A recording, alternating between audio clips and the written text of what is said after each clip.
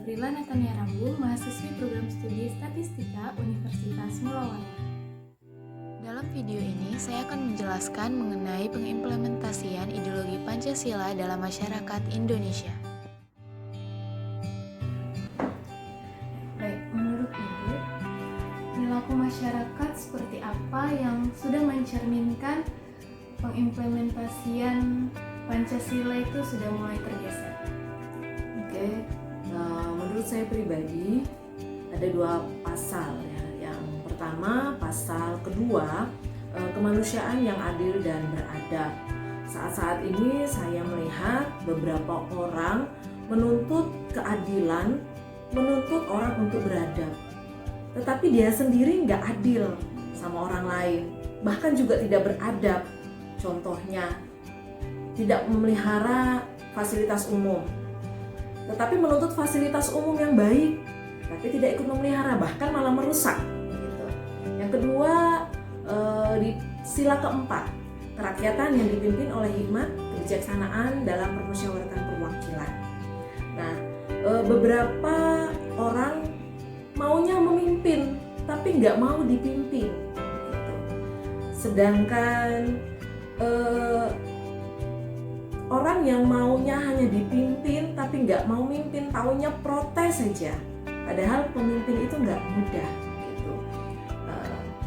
Contohnya ya provokator bangsa, gitu, yang mengakibatkan orang demo tidak melalui musyawarah. Musyawarah pun yang benar, ada adatnya, begitu. Kita pakai hikmat dalam kita mengaspirasikan keinginan kita pakai hikmat, ada caranya. Ya, mungkin itu saja. Terima kasih.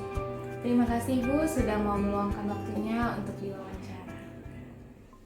Berdasarkan wawancara yang sudah kita lakukan tadi, kita dapat mengetahui bahwa perilaku masyarakat yang sudah mencerminkan pengimplementasian Pancasila mulai tergeser, yaitu pada sila kedua dan keempat.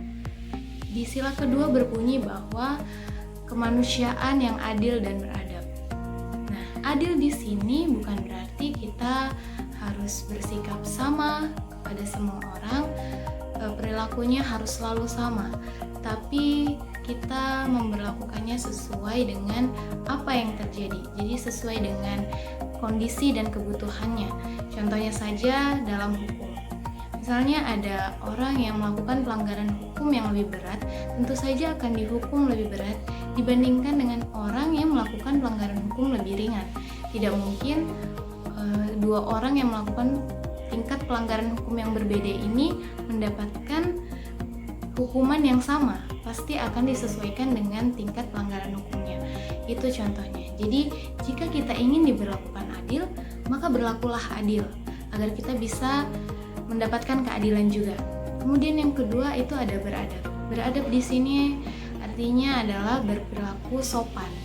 Kita sebagai warga Indonesia sudah sepatutnya berperilaku sopan. Tidak hanya dengan orang yang lebih tua, tapi juga dengan semua orang, meskipun itu lebih muda daripada kita. Dan tidak hanya berperilaku sopan kepada sesama manusia, tapi dengan apa yang ada di sekitar kita juga sepatutnya menunjukkan perilaku sopan itu.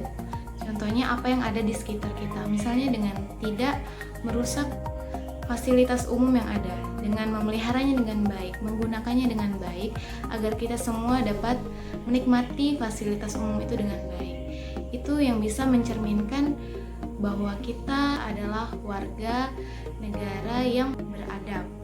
Namun dalam pengimplementasiannya masih saja kita temukan pergeseran dari pengimplementasian sila kedua ini. Kita masih bisa menemukan orang yang tidak berperilaku adil. Dia hanya menuntut sebuah keadilan tapi tidak mencerminkan sikap yang adil, dan juga tidak mencerminkan sikap yang sopan, beradab, nilai beradab itu sendiri. Masih merusak fasilitas umum, tidak menjaganya dengan baik.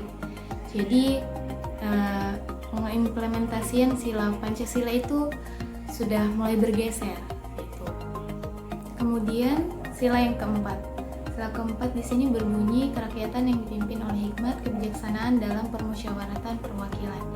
Dalam sila ini kita diajarkan untuk melaksanakan sesuatu hal di dalam kelompok, kita tidak boleh egois. Egois di sini dalam arti kita tidak boleh mengambil keputusan secara sepihak, karena pada dasarnya semua orang berhak untuk menyampaikan pendapatnya, menyampaikan aspirasinya. Nah, pendapatnya di sini dapat disampaikan dalam bentuk musyawarah, seperti yang ada dalam sila keempat ini. Nah, hal ini dilakukan agar kita bisa mendapatkan jalan keluar yang terbaik dan adil bagi semua orang. Namun, pada kenyataannya, kita masih menemukan beberapa orang yang tidak mau dipimpin. Dia hanya mau memimpin.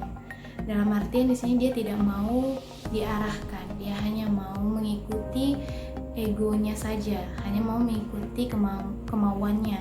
Seperti itu. Contohnya adalah para provokator demo yang mengakibatkan demo itu berlangsung dengan ricuh. Ia menyampaikan aspirasinya dengan cara yang tidak hikmat, padahal ada cara yang hikmat yang bisa dilakukan, yaitu dengan musyawarah itu sendiri. Dengan musyawarah ini semua bisa berjalan dengan hikmat dan tentunya kita bisa mendapatkan jalan keluar yang terbaik sehingga semua bisa berlangsung dengan damai dan tidak ricuh. Jadi yang dapat kita lakukan agar pengimplementasian Pancasila tersebut tetap berada pada porosnya dan sesuai dengan tujuannya, yaitu sebagai warga negara Indonesia dalam kehidupan berbangsa dan bernegara, sudah sepatutnya kita bersikap adil dan sopan. Dengan demikian, kita bisa mendapatkan keadilan juga.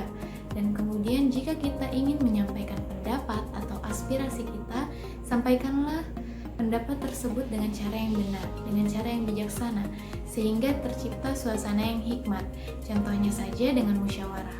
Mari kita berkomitmen untuk menjalankan kehidupan berbangsa dan bernegara ini sesuai dengan dasar negara kita, yaitu Pancasila, agar dapat tercipta suasana yang rukun dan damai.